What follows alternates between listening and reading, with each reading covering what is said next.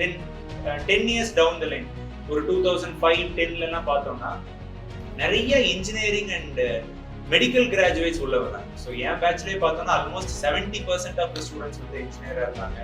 ஒரு 20 to 30% வந்து arts and science doctors இருக்காங்க. இந்த மாதிரி பிஹெச்டி ரிசர்ச் முடிச்சவங்க, அமெரிக்காவில் மைக்ரோசாஃப்ட்ல வேலை பார்த்தவங்க எல்லாம் வந்து ஃபிட் பண்ணிட்டு வந்து எக்ஸாம்ஸ் எழுதுவாங்க.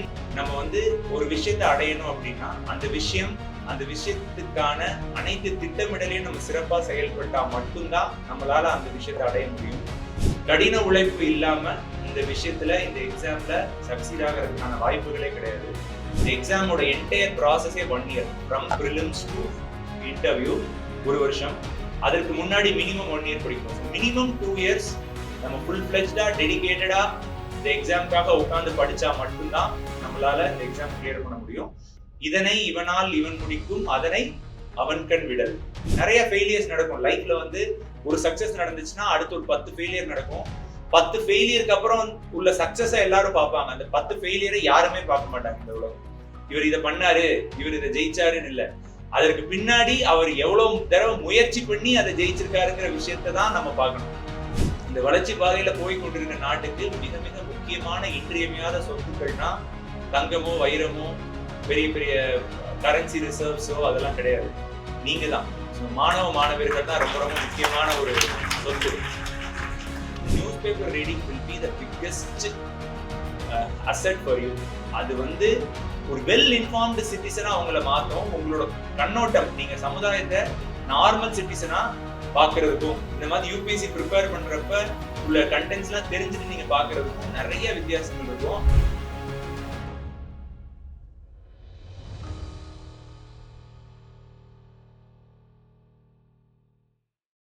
இன்று இந்த SA college of arts and சயின்ஸில் இந்த வாகை சூடவா குமுதம் மற்றும் கிங்மேக்கர்ஸ் ஐஏஎஸ் அகாடமி இணைந்து நடத்தும் வாகை சூடவா என்னும் நிகழ்ச்சியில் என்னுடன் கலந்து கொண்டிருக்கும் நம் மதிப்புக்குரிய ஆவடி காவல் ஆணையரத்தின் துணை ஆணையர் திருமதி ஐமன் ஜமான் ஐபிஎஸ் அவர்களே, மேலும் இங்கு வந்திருக்கும் நமது திரு பூமிநாதன் அவர்களே, கிங்மேக்கர்ஸ் ஐஏஎஸ் அகாடமியின் ஃபவுண்டர் அண்ட் டைரக்டர், மற்றும் இந்த கல்லூரியின் தாளாளர் திரு பி வெங்கடேஷ் ராஜா அவர்களே, மேலும் வரவேற்புரை நல்கிய நம்முடைய கல்லூரியின் இயக்குனர் அவர்களே, மேலும் வந்திருக்கும் அனைத்து துறை அலுவலர்களே, வந்திருக்கும் பத்திரிகை நண்பர்களே, மேலும் இந்த விழாவில் மிக அருமையாக கலந்து கொண்டிருக்கும் நம் மாணவ மாணவியர்களே, உங்கள் அனைவருக்கும் காலை வணக்கங்கள். ஜென்ரலாவே நான் வந்து இந்த மாதிரி காலேஜ் ஃபங்க்ஷன்னா வந்து அதிகமா ஆர்வத்தோடு போகிறது உண்டு. என்ன அப்படின்னா, ஒரு நம்மளால ஒரு சில விஷயங்கள் வந்து செய்ய முடியும், சில விஷயங்கள் செய்ய முடியாது. பட் ஒரே ஒரு விஷயம் வந்து நம்ம காலேஜ் எல்லாம் போனோம்னா கொஞ்சம் நம்மளும் ஆக்டிவா இன்னும் ஃபீல் பண்ணலாம். அதுதான் ஒரே ஒரு விஷயம். ஆனா அதுல ஒரு டிஸ்அட்வான்டேஜ் இருக்கு. காலேஜ் வந்ததுக்கு அப்புறம் தான் தெரியும் நம்மளுக்கு வயசாயிருச்சுன்னு.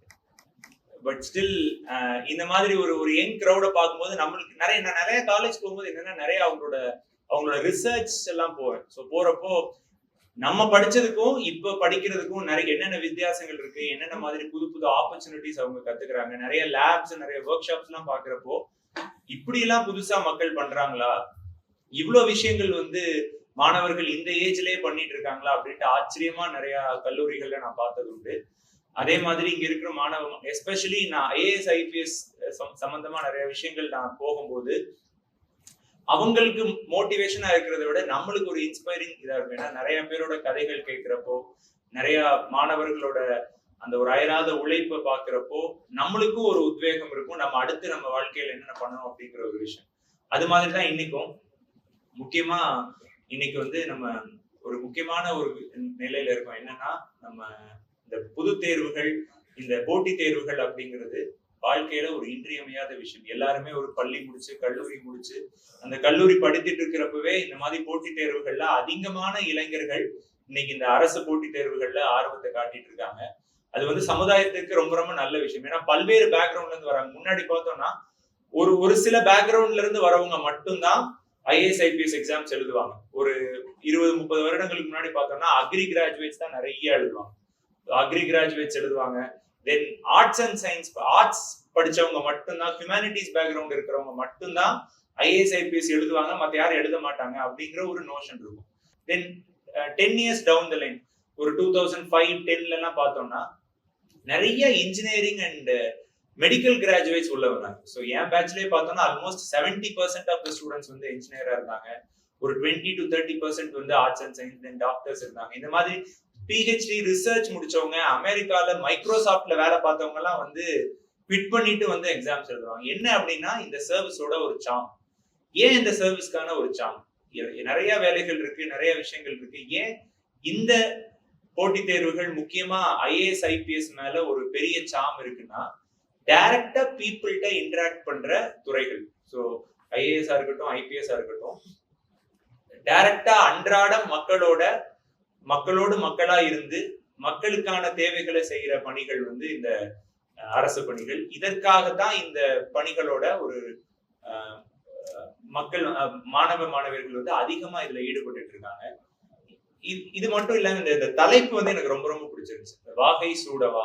நம்ம வந்து சங்க இலக்கியங்கள்ல வந்து திணைகள் இருக்கும். ஒரு போர்ல ஒரு அரசர் வந்து, ஒரு போருக்கு போற ஒவ்வொரு அரசருக்கும் ஒரு திணைகள் இருக்கும். நொச்சி திணை, உளிங்கை திணை, அந்த மாதிரி. அதுல வாகை திணைங்கிறது நீங்க போர்ல வெற்றி பெற்றதுக்கு அப்புறம் அவங்க சொன்ன மாதிரி அந்த வாகை பூவை தலையில வச்சுட்டு அந்த கொண்டாடுற வெற்றி, அந்த வெற்றி தான் இந்த வாகை. அப்புறம் வாகை திணை பத்தி பல்வேறு விஷயங்கள் வந்து சங்க இலக்கியங்கள்ல, புறநானூறுல, அகநானூறு எல்லாம் சொல்லியிருப்பாங்க. அது மாதிரி இங்க இருக்கிற ஒவ்வொருவரும் இந்த வாகை பூவை தலையில வைக்கணும் அப்படின்னா அதற்கான தலையில வைக்கணுங்கிறதுக்காக இங்க வந்திருக்கிறீங்க. விரைவில் அதை அடைய உங்க எல்லாத்துக்கும் என்னோட வாழ்த்துக்கள். ஆனா இது வந்து மிக எளிதா கிடைக்கிறதுக்கான வாய்ப்புகள் கிடையாது. ஏன் அப்படின்னா, நம்ம வந்து ஒரு விஷயத்தை அடையணும் அப்படின்னா அந்த விஷயத்துக்கான அனைத்து திட்டமிடலையும் நம்ம சிறப்பா செயல்பட்டா மட்டும்தான் நம்மளால அந்த விஷயத்தை அடைய முடியும். நம்ம வந்து இப்போ நானே வந்து படிக்கிறப்போ நிறைய பேர் பார்த்திருக்கேன். ஸோ ஃபர்ஸ்ட் நம்மளோட சேருவாங்க, ஒரு 10 பேர் சேர்றாங்கன்னு வச்சுக்கோங்க, ஒரே ரூம்ல படிக்கிறாங்கன்னா ஃபர்ஸ்ட் ஒரு 2 மாசம் கிளாஸ் போகிற ஒரு 2 மாசம், ஈவன் பூமிநாதன் சாரும் நிறைய பேர் பார்த்திருப்பாங்க. ஃபர்ஸ்ட் ஒரு 10 பேர் வருவாங்க. அதுல ஒரு 10 பேருமே டெய்லி வந்து ஒரு 10 hours 15 hours எல்லாம் படிப்பாங்க. ஃபர்ஸ்ட் ஒரு 2 மாசம் அந்த ஃபர்ஸ்ட் எடுத்த உடனே. தென் அப்புறம் 2-3 monthsக்கு அப்புறம் அதுல ஒரு 5 பேர் பார்த்தோம்னா, நான் ரொம்ப படிச்சிட்டோம், ஒரு மாசம் ரொம்ப பிரேக் விட்டுக்கலாம், ஸ்ட்ரெஸ் ஆயிடுச்சு, பிரேக் விட்டுக்கலாம் அப்படின்ட்டு ஒரு பிரேக்ல போவாங்க. அப்புறம் பார்த்தோம்னா நாளடைவுல எக்ஸாமுக்கு ஒரு 2 மாசத்துக்கு முன்னாடி அந்த 10 பேர்ல 2 பேர் தான் சீரியஸா படிப்பாங்க. மத்த எல்லாம் வந்து நம்ம ஐயோ இந்த வருஷம் டைம் ஆயிடுச்சு, நம்ம நெக்ஸ்ட் இயர் படிச்சுக்கலாம் அப்படிங்கிற மாதிரி தான். இப்படிதான் வந்து இருக்கும். பட் அப்படி இருக்க கூடாது.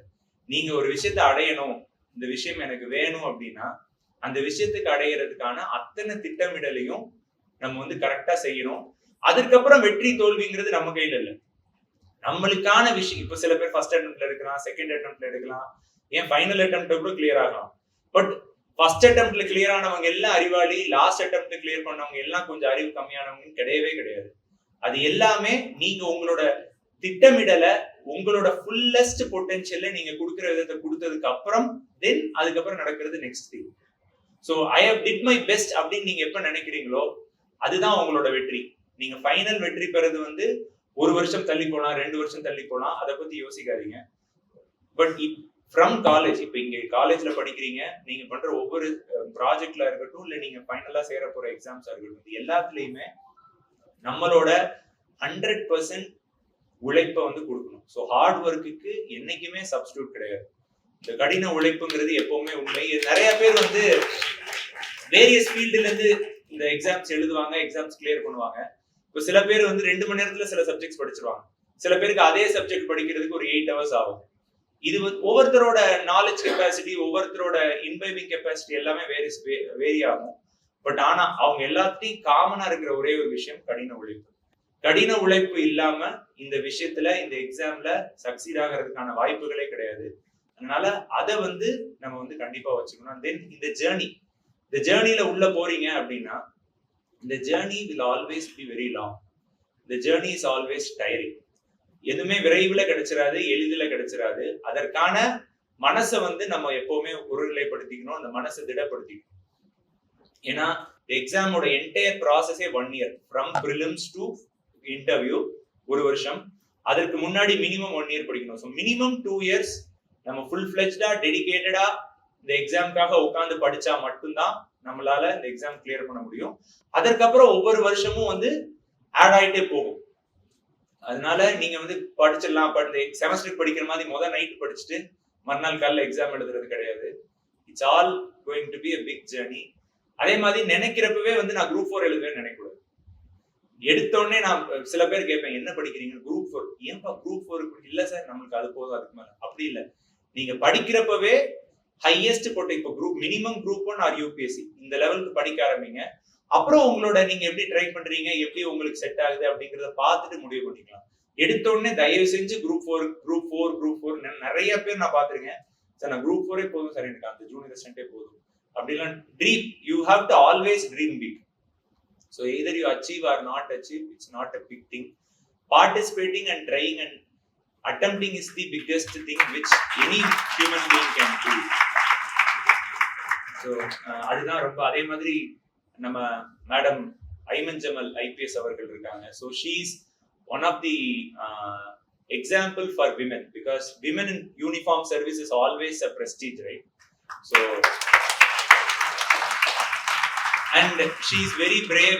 She is dealing with a lot of important cases and so working with her is a very good experience. So அவங்க வந்து எப்பவுமே she is very humble. So that is one thing. ஏன்னா அந்த ஒரு யூனிஃபார்ம் போட்டதுக்கு அப்புறம் ஒரு மிடுக்கா, but she is very good at work. So அந்த ஒர்க்ல she is always straight. வந்ததுக்கு அப்புறம் நிறைய விஷயங்கள் அவங்க செஞ்சிருக்காங்க. நிறைய முக்கியமான அரசாங்கம் வந்து சில முக்கியமான ஹை ப்ரொஃபைல் கேசஸ் எல்லாம் அவங்க கிட்ட கொடுத்துருக்காங்கன்னா அது அவங்க கிட்ட இருக்கிற டேலண்ட். ஸோ அவங்களோட பொட்டன்ஷியல் பார்த்து, அவங்களோட பொட்டன்ஷியல் தெரிஞ்சதுனால மட்டும்தான் அரசாங்கம் முக்கியமான பணிகள்லாம், ஏன்னா உங்களுக்கு சாதாரண பணிகள் யாரு செலக்ட் ஆனாலும் கொடுத்துருவாங்க. பட் சில முக்கியமான ஒரு இம்பார்ட்டன்ட் அசைன்மெண்ட்ஸ் கொடுக்கணும் அப்படின்னா அரசாங்கத்துல அவங்களோட கான்பிடன்ஸ் இருக்கணும். ஸோ இவங்க பண்ணா இதனை இவனால் இவன் முடிக்கும், அதனை அவன் கண் விடல். ஸோ இந்த விஷயத்த இவங்க தான் பண்ண முடியும் அப்படின்னு நினைக்கிறோம்னா அந்த விஷயத்த அவங்ககிட்ட தான் கொடுக்கணும் அப்படிங்கிறது ஒரு best example Ayman Jamal IPS அவர்கள். ஸோ அவங்க வந்து அவங்க கேட்டுட்டு இருந்தாங்க என்ன பேசணும் அப்படின்னா, நீங்க UPSC ப்ரிப்பரேஷன்லாம் லாஸ்டா பேசிக்கோங்க, பட் ஒரு மோட்டிவேஷனா ஒரு விமென் சமுதாயத்துல முக்கியமான பொசிஷன் அடையணும், ஒரு விமென் கான்பிடென்டா இருக்கணும் அப்படின்னா அதுக்கு வந்து நீங்க ஒரு எக்ஸாம்பிள், அது சம்பந்தமா நீங்க பேசுன அப்படின்னு அவங்கள சொல்லிருக்கோம். இங்க இருக்கிற விமென் நிறைய பேர் என்னன்னா, ஐயோ நம்ம ஏன் வந்து நம்ம போனா நம்ம வந்து அவ்வளவு பேர் இருக்காங்களே, நம்மளால ஜெயிக்க முடியுமா, இல்ல நம்ம வந்து பயமா இருக்கேன். நிறைய பேர் வந்து நான் இங்க விட்டுடலாம், பட் நான் ஊர் சைட்ல மதுரை விருதுநகர் சைட்லாம் பெண்களை வந்து சென்னைக்கு அனுப்புறதுக்கு பயப்படுவாங்க. என்னன்னா, ஐயோ என் பொண்ணு அங்க விட்டுட்டா யாரு பாத்துப்பா, பெண்களை அவங்களே பாத்துப்பாங்க. இப்ப யாரும் பெண்களை பாத்துக்க வேண்டியதுலாம் இல்லை. அண்ட் ஆல்சோ தமிழ்நாடு மாதிரி ஒரு மிகவும் சேஃபான ஒரு டிஸ்ட்ரிக்ட்ல, சேஃபான ஒரு மாநிலத்துல பெண்கள் தான் ஆண்களை பாத்துக்கணும், அந்த மாதிரி நிலைமைகள் வந்துருச்சு. அதனால வந்து பெண்கள் வந்து சமுதாயத்துல வந்து எப்பவுமே அந்த ஒரு விஷயத்த வந்து நம்ம நினைக்கவே கூடாது. இங்கே நிறைய பேர் வந்து வேற ஊர்கள்ல இருந்து வந்து படிப்பீங்க. சில அதே மாதிரி இன்னும் ஒரு 2-3 விஷயங்கள், இதெல்லாம் வந்து ரொம்ப சமுதாயத்துக்கு முக்கியமான விஷயங்கள். Apart from all this things, நம்ம வந்து மாண்பு முதலமைச்சர் அவர்கள் வந்து போதையில்லா தமிழ்நாடு அப்படிங்கிற ஒரு திட்டம் அறிவிச்சிருக்கிறாங்க. இது எதுக்குன்னா, இந்த போதை அப்படிங்கிறது வந்து நீங்க நினைக்கிற மாதிரி நார்மல் திங்ஸ் இல்ல. இது வந்து ஒரு ஸ்டைலுக்காக, ஒரு பியர் பிரஷருக்காக ஸ்டார்ட் ஆகிற விஷயம். அந்த பியர் பிரஷருக்கு ஸ்டார்ட் ஆகிற விஷயம் ஒரு ஸ்டைல், ஒரு சந்தோஷத்துக்காக, ஒரு 10 நிமிஷ கேளிக்கைக்காக ஸ்டார்ட் ஆகிற விஷயம் நாளடைவுல நம்மளோட வாழ்க்கைய நம்ம அதுக்கு அடிமையாகிற மாதிரி ஒரு இடங்கள்ல அது கொண்டு போய் விட்டுரும். நிறைய இப்ப இந்த ட்ரெடிஷனல் ஃபார்ம் ஆஃப் இதெல்லாம் வந்து யாருமே பண்றது இல்லை. நவ் இப்ப எல்லாமே சப்ஸ்டன்ஸ். ஸோ சப்ஸ்டன்ஸ் அபியூஸா இருக்கட்டும், எக்ஸஸ் மெடிசின் அபியூஸா இருக்கட்டும், தென் அதர் ஃபார்ம்ஸ் ஆஃப் ட்ரக்ஸா இருக்கட்டும், இந்த மாதிரி விஷயங்கள் நிறைய வந்து சமுதாயத்துல வந்து மாணவிகள் யூஸ் பண்றதுனால அவங்களோட அந்த லைஃப்ல இருக்கிற அந்த திங்கிங் கெப்பாசிட்டி, அவங்களோட ஓரியன்டேஷன், இது எல்லாமே வந்து குறைஞ்சிட்டு இருக்கு. லாஸ்ட் ஒரு 3 வருஷத்துல இந்தியால ஒரு சர்வே எடுத்தாங்க. அதுல 10 லட்சம் பேர் வந்து இந்த ட்ரக் அபியூஸால இறந்திருக்கிறாங்க.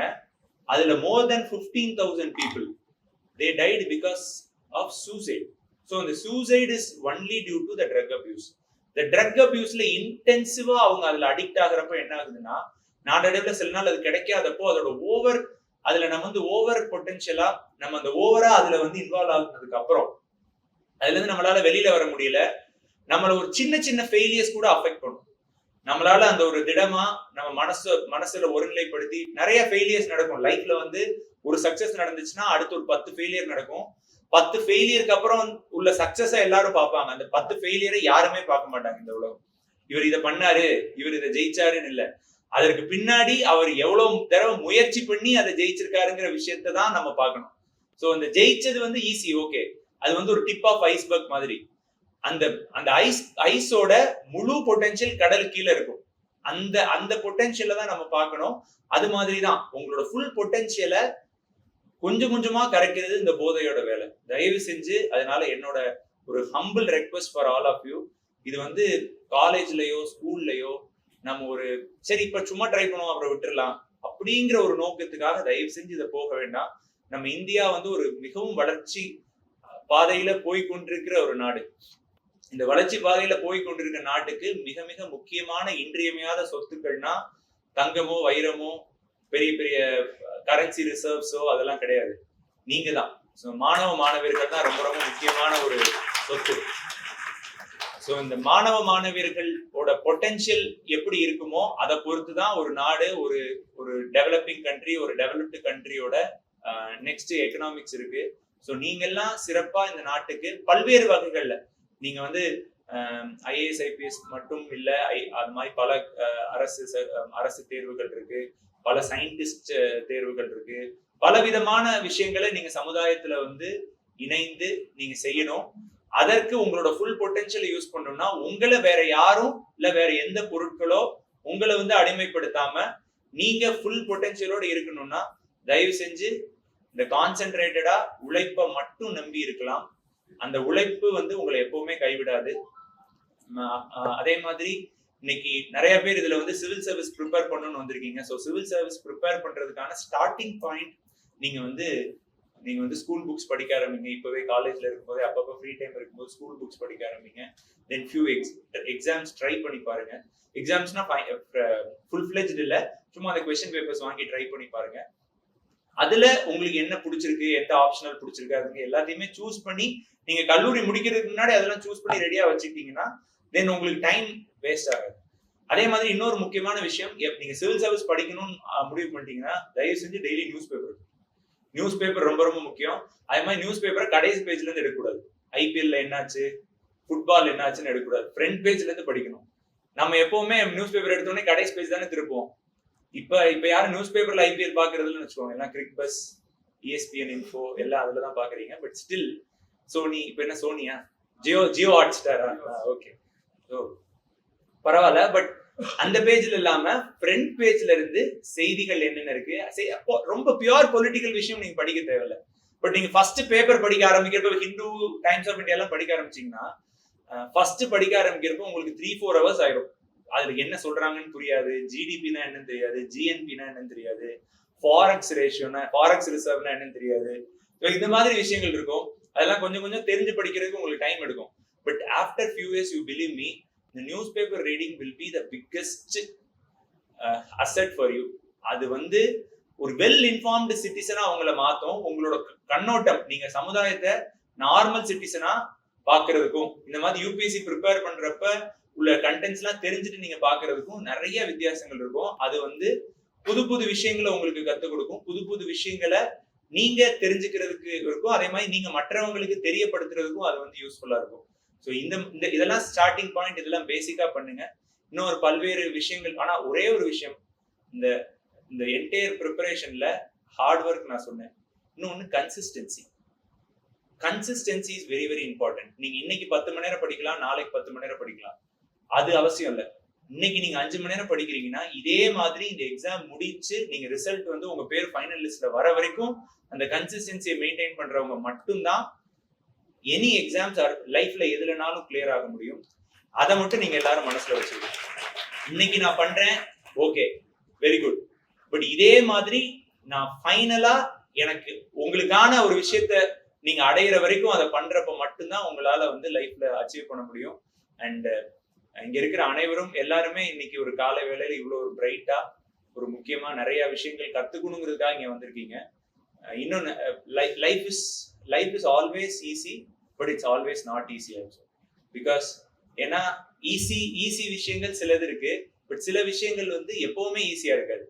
ஸோ லைஃப்ல வந்து எப்பவுமே ஸ்மூத்தா நம்ம போறோம், எப்பவுமே நம்ம லைஃப்ல வந்து எந்த பிரச்சனையும் இல்லைன்னா ஒண்ணு நம்ம எதுவுமே பண்ணலன்னு அர்த்தம், இல்ல நம்ம வந்து சும்மாவே வீட்டுல இருக்கோம்னு அர்த்தம். அப்படி இல்ல, உங்க லைஃப்ல அப்ஸ் அண்ட் டவுன்ஸ் இருந்தாதான் நீங்க நாளடைவுல திரும்பி பார்க்கும்போது உங்க லைஃப் இன்ட்ரெஸ்டிங்கா இருக்கும்.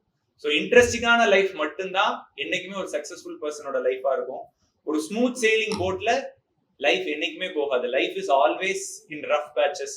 It's like an ocean where there are hurricanes, where there are typhoons, where there are smooth sailing also. So be ready to face all the things, and life is always going to reward you with all success.